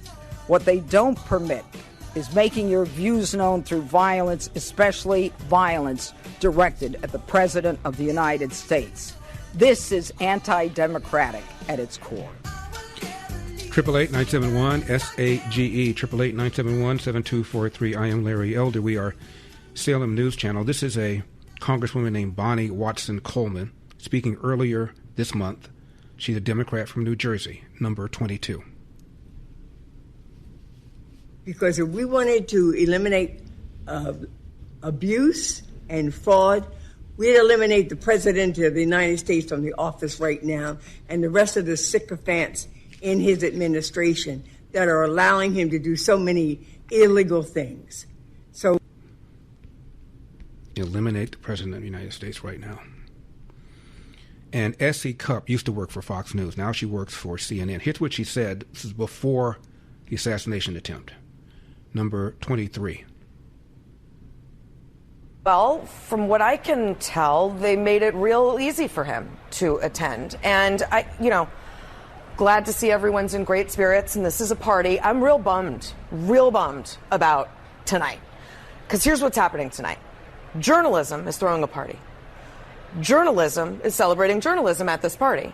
Journalism, for some reason, invited Brendan Carr, FCC chair, who is threatening to revoke the licenses of broadcast networks, Pete Hegseth, who removed journalists from the Pentagon, and Donald Trump, who attacks us on the regular. Now, they're giving Donald Trump a speaking position to roast us to our faces for an hour. And he doesn't have to stay for the part where we celebrate journalism and give out awards to journalists and talk about the importance of free speech. And here's the kicker. We broadcast it on national TV. He could not have planned this scenario better. And guess what? He didn't. We did. Journalism planned this scenario for Donald Trump. So if I'm Donald Trump, of course I come under these conditions. And you just heard Brian Stelter say that the Correspondents Association was trying to sort of mend some fences with a guy who wants us dead, figuratively.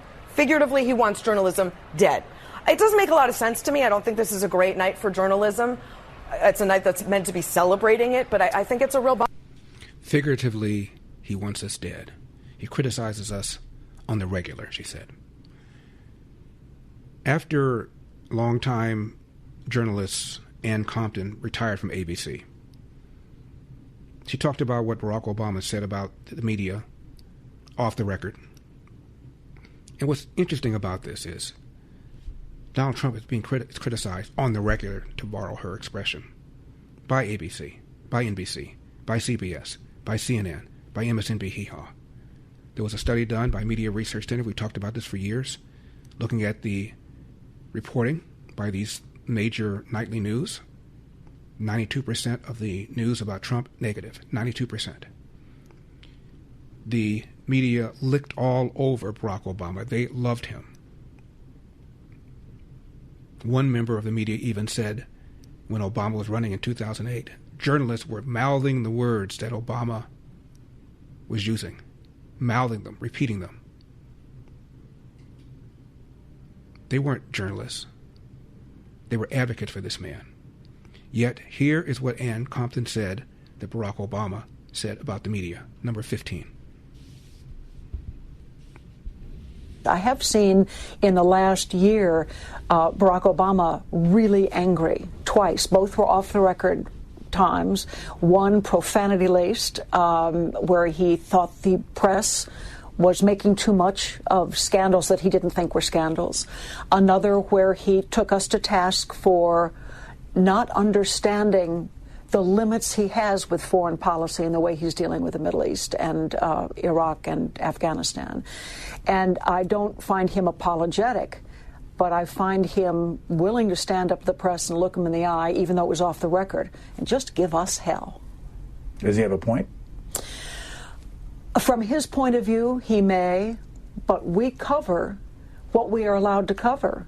And when policy decisions and presidents are inaccessible and don't take questions from the press on a regular basis, I think they reap what they sow. When politicians are inaccessible, say what you will about President Trump, the last thing he is inaccessible. Gives briefings all the time. on Air Force One, at the White House, on the White House lawn, press conferences, like the one he had after this shooting attempt. Number 27. Madam Chairman, I just want to say you did a fantastic job. What a beautiful evening, and we're going to reschedule. And after that, it's very tough for her to ask a killer question, right? But you have done a fantastic job. Please. Mr. President, I appreciate it. As you mentioned, it all happened so quickly, and I wonder, especially because unfortunately you have experience with these sorts of threats. In that moment, when you realized there was a threat and service agents were telling us to get down, can you describe what was going through your mind, how you were feeling in that moment? That's a very good question, actually. It's always shocking when something like this happens. It's happened to me a little bit, and that never changes. The fact we were sitting right next to each other, First Lady on my right, and I heard a noise and sort of thought it was a tray. I thought it was a tray going down. I've heard that many times, and it was a pretty loud noise. And it was from quite far away. He hadn't reached the area at all. They really got him. But so it was quite far away, but it was a gun. And some people really understood that pretty quickly. Other people didn't. I was watching to see what was happening. Probably should have gone down even faster. Melania was very cognizant, I think, of what happened. I think she knew immediately what happened. She was saying, that's a bad noise. And we were whisked away along with other people, but we were really whisked away. And again, the performance of the Secret Service and the police, all of the law enforcement, I thought was really good. So it was very quick. There wasn't a lot of time to be thinking because it was a matter of seconds before we were out the door and gone into an area. We very much, and you wanted to too, we very much wanted to continue it because I don't like to let these sick people, these thugs, these horrible, horrible people change the fabric of our life, change the course of what we do. So we held out. You were there. We held out right till the end, but they didn't want to take a chance, and I understand there was protocol. But we're going to be doing one hopefully within the next 30 days or sooner, and I am ready, willing, and able. And I was all set to really rip it. And I said to my people, this would be the most inappropriate speech ever made if I said one. So I'll have to save it. I don't know if I could ever be as More rough on this as I was when we going to. come back. 888-971 SAGE. I am Larry Elder. Do not leave town.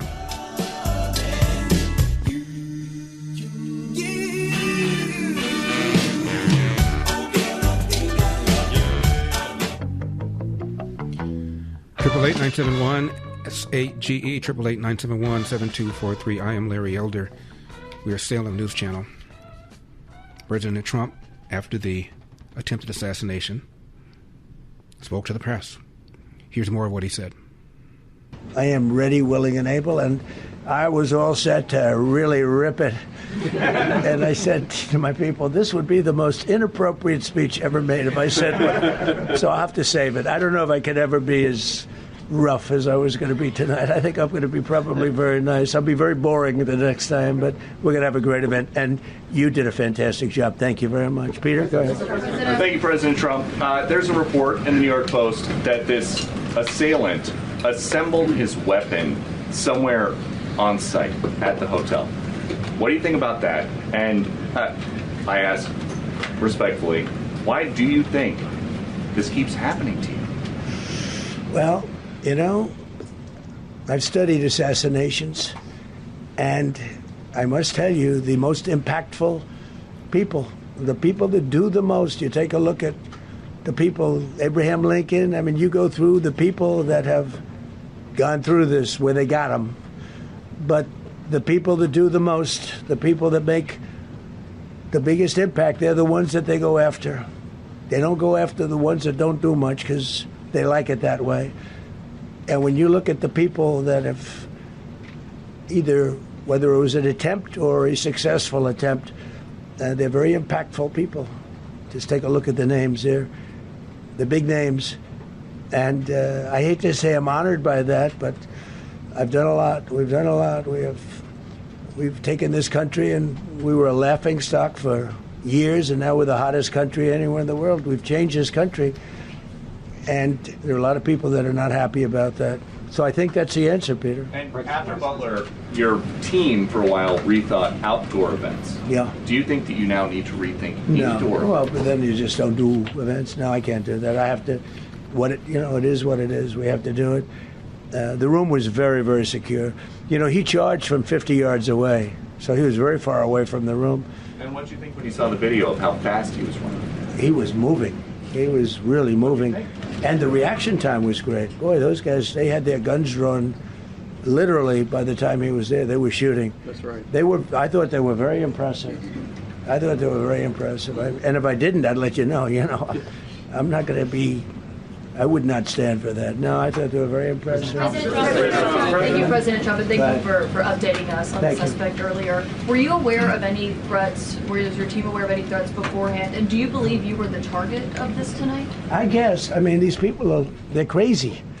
They're crazy, and you never know. He was very far away from me. He had to go through a lot. We had resources all over. We had resources sitting at tables, literally in disguise, sitting.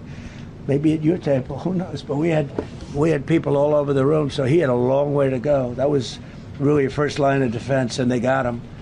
And they really, they acted incredibly. No, there was no notification. We had no idea. Go ahead, Kevin. Do you know any political motivations from this? Well, you never know. Now, we'll be able to tell you that maybe by tomorrow or the next day. He's in custody, and they're asking him a lot of questions. I guess they're going over, Todd, and they're already at his apartment. He lives in California. Yes, sir. And they're over there, so they'll be able to tell you. Thank you, Caitlin. President Trump, did the suspect say anything, or was he wearing anything that would allege some type of motive here? No. I mean, he was a guy who looked pretty evil when he was down. They had him down. He was fighting hard. He was in my opinion, a sick person. Who would do that but a sick person? But I think you're going to find everything about him. No reason to talk about it now. But tomorrow at this time, long before this time, you're going to know a lot of things about him. They seem to think he was a lone wolf, and I feel that too. Are you concerned about U.S. Secret Service protection ability? We saw several of the detailees take minutes to be escorted out of the room.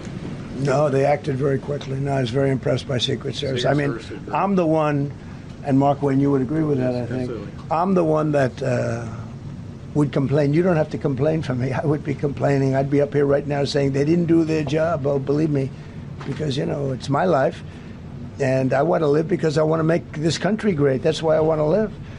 But when you're impactful, they go after you. When you're not impactful, they leave you alone. Okay, a couple of more.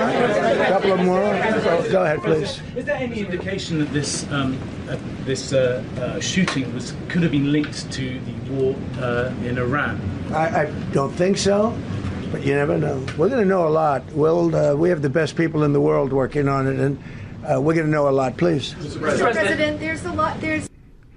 Well, he did criticize Operation Epic Fury on Blue Sky in his Blue Sky post. So when President Trump said there's no evidence it had anything to do with it, well, it's part of it. Now, life, liberty, and the pursuit of happiness. Those words weren't written for history books. They were written for you. But it's hard to pursue happiness when pain is part of everyday life. Relief Factor was created to help people address inflammation, one of the most common causes of ongoing aches and pains from aging, overexertion, and just daily living. It's a 100% drug-free research-based formula that works through multiple metabolic pathways to support comfort and mobility. No prescription, no masking symptoms, just real relief, so you can keep moving forward. Told you about Kirk having difficulty going up and down the stairs in the morning until he started taking Relief Factor. As America celebrates 250 years of independence, give yourself the chance to reclaim yours. Relief Factor, because freedom just feels better without pain. Try Relief Factor today for just $19.95, less than $1 a day. ReliefFactor.com, ReliefFactor.com, 800-4-RELIEF, 800-4-RELIEF.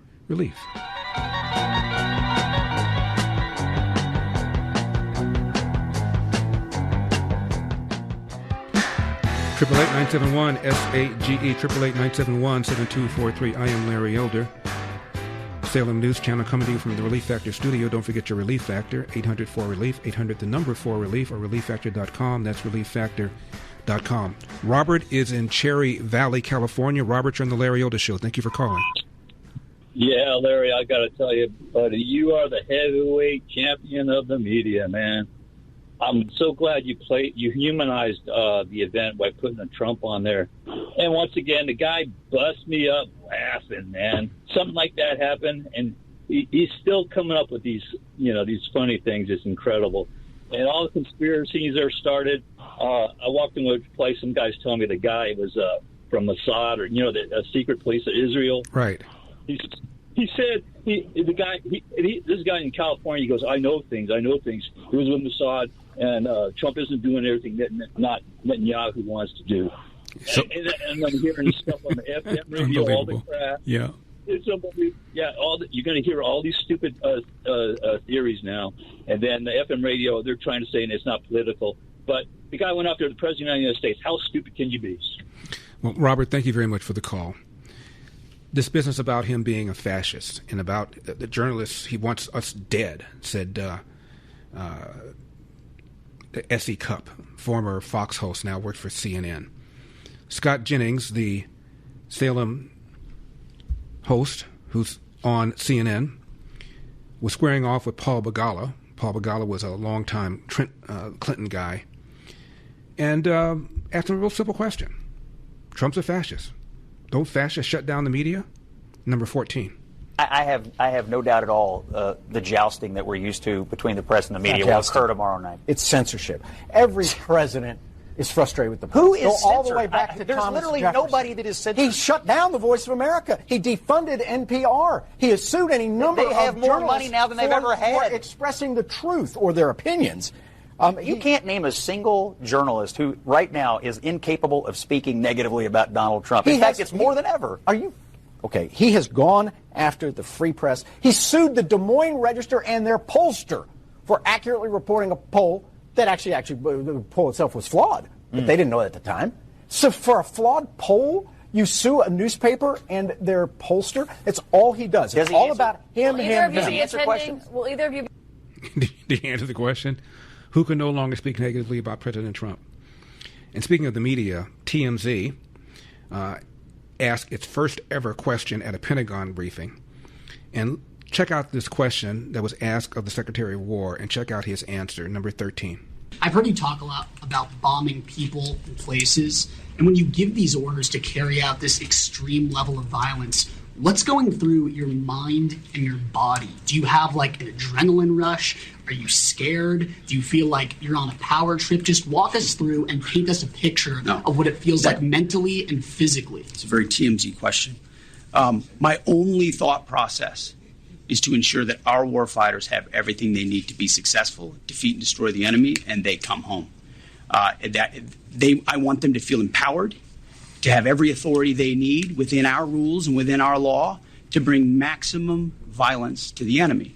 Because war is violent, war requires doing difficult things, but I want our people to feel empowered, so it's our guys that come home and their guys that... How do you feel about this? Is there like an adrenaline rush? Are you serious? This is a former Secret Service agent, number 46. Even though the Secret Service did a great job at evacuating the president and getting him back to the White House, it should never have gotten to that point. I've said this many times on these shows. The leadership and management of the Secret Service has completely misread the assignment.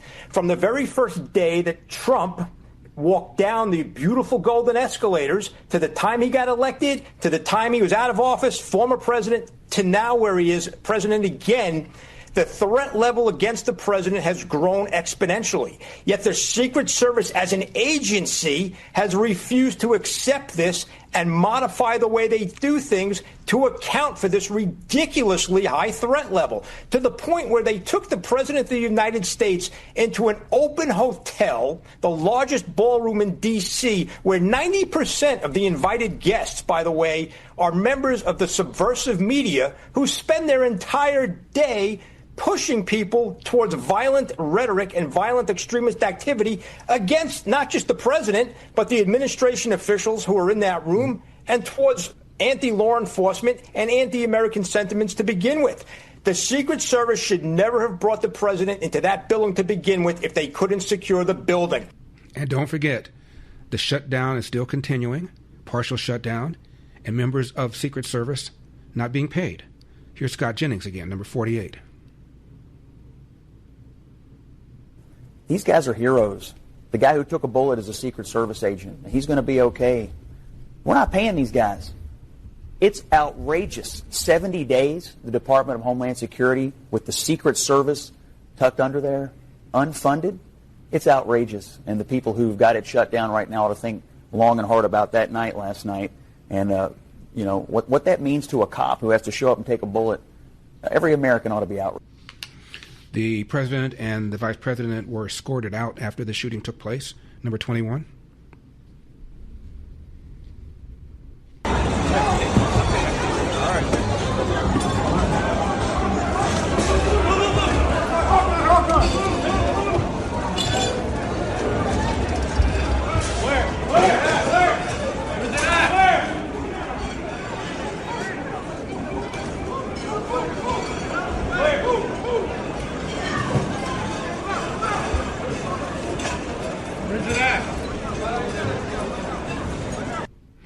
Those of you watching on the Salem News Channel app can watch this.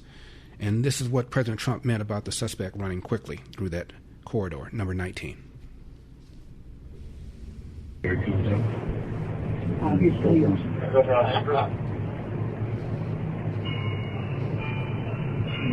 I post it as soon as he passed down that? 18, go for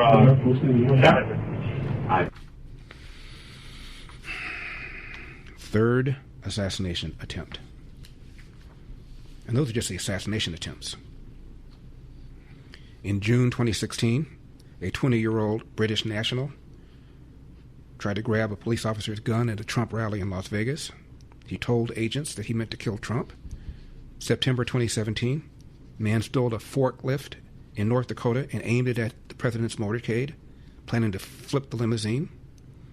September 2020, a dual French-Canadian citizen mailed Trump a letter containing deadly ricin. Right now, our Jewish friends feel forgotten. There's a Jewish woman named Esther I'd like to tell you about. In her home in Israel, Esther is living through days and nights of fear. Sirens sounding, rockets screaming through the sky, long stretches spent in a bomb shelter. 84 years old, Esther is elderly, fragile, and alone. Imagine that. No help, no food deliveries, no medical care, no one knocking at the door. In a war zone. But because of friends like you, Esther is not alone. Through the fellowship, you are there, bringing food, meeting urgent needs, and reminding Jewish people like Esther, you are not forgotten. Esther asks that you hear her words. To those who give, you are doing a very great mitzvah, a good deed. You give from your hearts, may God protect you. End of quote. Your prayers for God's protection and for the peace of Jerusalem give Jewish people like Esther hope. Visit supportifcj.org. That's supportifcj.org.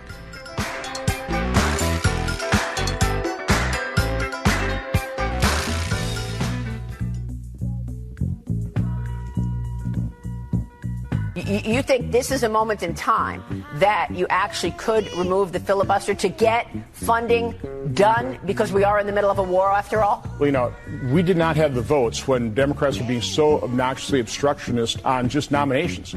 We never had the votes to basically nuke the filibuster on all nominees. But in the end, Democrats were so obnoxious, we had all 53 Republican senators go, yeah, no, we need to start, confirming nominees with just 50 votes. This may be a moment like that. Okay, I mean, again, it's a legitimate point of view, wanting to maintain the filibuster to, if we're in the minority, to block awful socialist, leftist legislation. But the Senate's already broken enough. We've pretty well eviscerated the filibuster anyway. From my standpoint, rip the Band-Aid off. The Democrats will do it. The Democrats will do it when they get the majority. At a moment of national danger, if Democrats refuse to fund DHS, I would say this would be the time to nuke the filibuster for good. 888-971 SAGE 888-971-7243. Larry Elder, Salem News Channel. Secret Service, because of this partial shutdown, not being paid. Number 50. You know, we had a great group of people there last night. We had both inside in terms of the people, the audience, and also because they were all, you know, they were strong, relatively speaking, compared to what the potential threat was. And the Secret Service and all law enforcement I thought they were outstanding. You know, they can nitpick and everything else, but they were outstanding. They stopped them cold. And there was no games being played, that I can tell you. And you just look at them, these were strong, solid people who've got to get paid. You know, this is a group that is not being paid. If you think about it, you know, the Democrats are holding up their pay, and I think maybe they'll loosen up a little bit now because I thought great talent was displayed last night. Bravery, but talent. And the acting AG, Todd Blanche, was not amused when this network anchor tried to turn the discussion into a gun control debate. Number 26. So the alleged shooter, as we just said, had multiple weapons in his possession. Here in the District of Columbia, open carry is not permitted. You just said he traveled from California across the country by train. At this point, are you thinking at the federal level of changing security protocols in any way to, for example, match on trains what you are expected to go through when you fly, where you do have to declare a weapon when you cross state lines? How did he travel by train without any challenge and arrive here in the nation's capital? And look, this isn't about, in my mind, changing the law or making the laws more restrictive around possession of firearms. It appears he purchased these firearms the past couple of years. We don't know how those firearms ended up in his possession in D.C. We can make some assumptions based upon what I just said about how he got to D.C. But I don't think the narrative here is about changing laws or making our laws more restrictive. This is about law enforcement who are doing their jobs. It's about crazy people inspired by TDS. I'm Larry Elder. Let's talk tomorrow. God bless. What can I say? Mamba out. The mic has been dropped all across America. That's enough. Put down the mic. The Larry Elder Show.